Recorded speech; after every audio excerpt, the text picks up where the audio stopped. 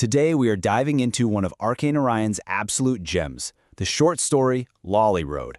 It's set in his famous fictional town of Malgudi, and it's this brilliant, hilarious tale about what happens when a town's newfound sense of patriotism just goes completely, and I mean completely, off the rails.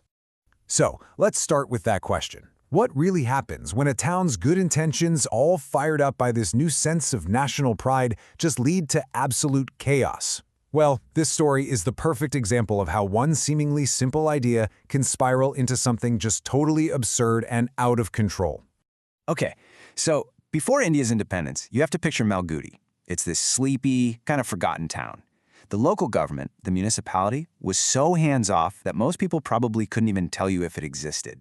The town pretty much ran itself, which, usually meant it didn't really run at all. And this is where Narayan's satire just shines. I mean, look at the town's public services. The sanitation department, that was the wind. Got sick? Well, you just had to wait for the disease to run its course. And the drains? Well, the drains apparently had a mind of their own. It just paints this perfect picture of a town completely left to its own devices. Then, boom, August 15th, 1947, Independence Day, and everything changes. This massive wave of patriotic euphoria just washes over the Malgudi Municipal Council. All of a sudden, these quiet bureaucrats become men of action, and they have this burning desire to prove just how patriotic they are by doing, well, something, anything, really. And right at the center of all this is the municipal chairman.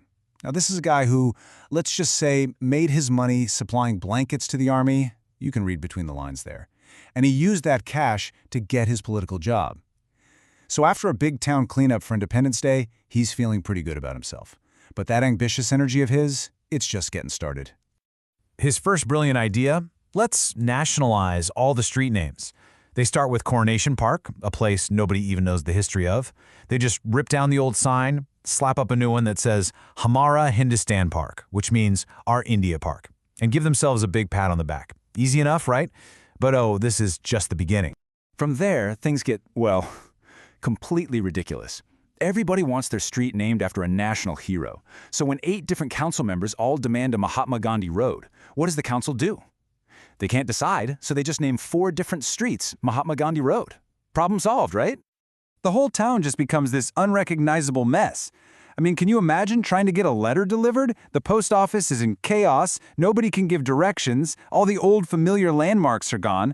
Malgudi is now this confusing wilderness of duplicate names, and yet the chairman is incredibly proud of his inspired work. But that feeling of accomplishment doesn't last long. He gets restless again. He needs a new project. And that's when his eyes land on a statue that's been standing in the square for so long that people barely even notice it anymore. The statue of Sir Frederick Lawley. See, Lawley Extension had just been renamed Gandhi Nagar, and the chairman declares it's absolutely impossible to have a statue of a British guy in a place named after Gandhi. So the council passes a resolution. The statue has to go. The only tiny problem? It's 20 feet tall and basically fused to its pedestal with molten lead. To really get everyone on board, the council does some historical research, and they dig up this absolutely horrifying biography for Sir Lawley. They paint him as this monster, a combination of history's worst villains, a guy who destroyed villages and demanded total submission. Basically, the worst tyrant you could possibly imagine. So they put out a call for bids to remove the statue. And the lowest offer that comes back is a staggering 50,000 rupees. For them, that's an absolutely impossible amount of money. The chairman is horrified by the cost and is desperate to find another way.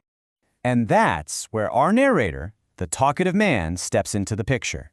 The chairman, in what he thinks is a stroke of pure genius, offers the statue to the narrator for free. There's just one little catch. The narrator has to foot the entire bill for removing it himself. Now, our narrator, he's a journalist who kind of scrapes by, and he sees a golden opportunity here. He does some quick math in his head. He figures he can get the statue down for a few thousand rupees, sell the 3 tons of metal for a huge profit, and finally quit his job.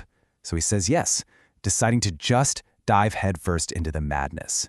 What happens next is just a complete and utter nightmare. He hires 50 guys. He has to use dynamite. He finally gets the statue off its pedestal. But moving it? That's a whole other story. It takes days, it creates these massive traffic jams, and when he finally gets it to his tiny little house, it doesn't fit. Sir Lawley's head is sitting in his front hall, and the rest of his body is just sticking out into the middle of the street. So a week goes by. The narrator is just trying to recover from this whole ordeal, and who shows up at his door? The chairman. And he is in a total panic. He's clutching this stack of angry telegrams from historical societies all over India, and they are all furious that the statue was removed. The chairman basically admits they've made a huge, terrible mistake. It turns out they got their Sir Frederick Lawley confused with a different Sir Lawley, a much, much nastier one from a completely different time period. So, let's get this straight. The guy they thought was this horrible tyrant from the 1700s was actually a military governor who settled down in Malgudi after 1857. They got the history completely, totally, and utterly wrong. In fact, the real Sir Lawley wasn't a tyrant at all. He was Malgudi's greatest hero. He literally founded the town, built its first co-op and irrigation systems, and he even died a hero saving villagers from a flood. And get this, he was actually a friend to India, on the record telling Britain they should leave the country. You can just imagine the chaos this creates. Now there's an even bigger problem. The government is ordering them to put the statue back up immediately. But here's the catch.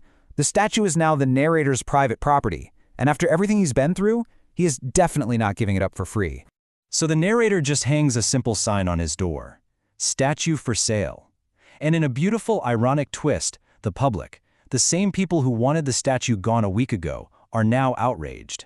They start picketing his house, calling him an enemy of the people for trying to make money off their new national hero. The chairman is desperate. His whole council might get shut down over this mess. So the narrator, very cleverly, gives him a way out.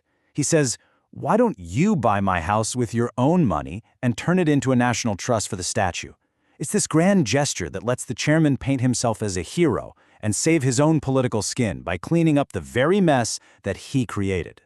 And here it is, the final perfect punchline. The whole saga ends with Kabir Lane, the little street where the narrator lives, being officially renamed Lawley Road. The town, after trying so hard to get rid of Sir Frederick Lawley, ends up giving him even more honor than he had in the first place. And the story leaves us with this question that feels more relevant today than ever, doesn't it? In our rush to correct the past, how do we make sure we don't make the same kind of impulsive, badly researched mistakes that the Malgudi Town Council did? It's really a powerful reminder to actually understand our history before we try to rewrite it.